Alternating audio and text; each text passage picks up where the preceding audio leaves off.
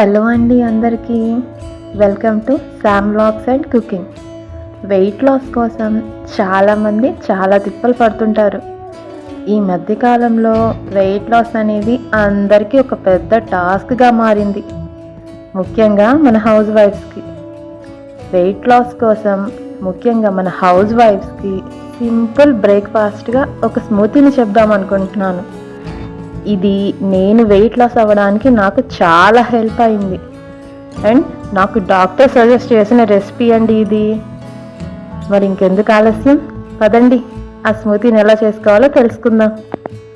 ముందుగా ఒక బౌల్లోకి 5 బాదం పప్పులు, 5 జీడిపప్పు, 1/2 టీ స్పూన్ సన్ఫ్లవర్ సీడ్స్ అంటే పొద్దుతిరుగుడు గింజలు అంటారండి, 1/2 టీ స్పూన్ పంప్కిన్ సీడ్స్ అంటే గుమ్మడి గింజలు, 10 ఎండు ద్రాక్ష, ఒక అంజీరా, 1/2 టీ స్పూన్ చియా సీడ్స్ వేసి అవి మునిగే వరకు వాటర్ పోసి ఓవర్ నైట్ నానబెట్టాలి.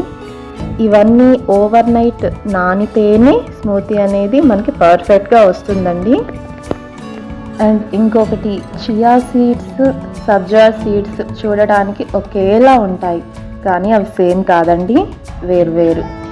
షాప్కి వెళ్ళి చియా సీడ్స్ అని అడగాలి. ఇప్పుడు ఒక బనానాని పీల్ చేసి కట్ చేసి పక్కన ఉంచుకోండి.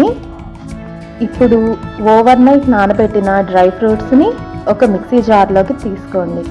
అలాగే ఒక ఖర్జూరంను సీడ్స్ తీసేసి వేసుకోండి. ఒక చిన్న సజెషన్ అండి, బయట మార్కెట్లో ఖర్జూరం సీడ్లెస్ అమ్ముతుంటారు కానీ అవన్నీ మంచివి కాదు. మీరు సాధ్యమైనంత వరకు సీడ్స్ ఉండే ఖర్జూరాలను తీసుకోవడానికి ట్రై చేయండి, అవే హెల్త్కి చాలా మంచిది.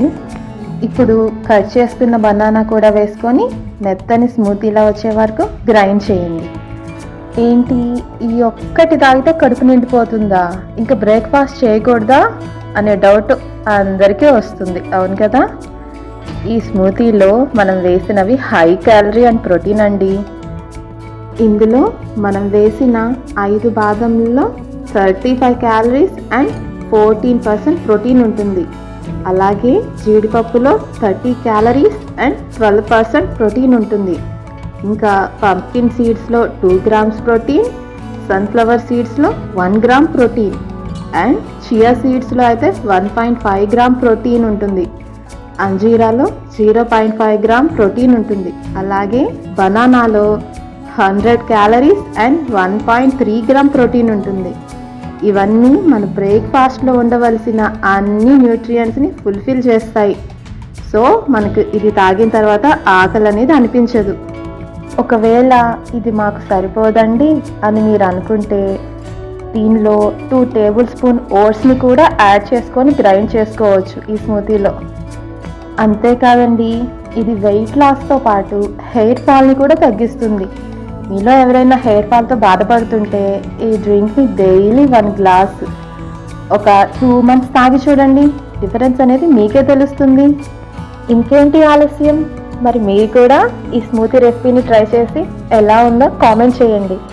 సబ్స్క్రైబ్ చేయడం మాత్రం మర్చిపోకండి. ఉంటానండి.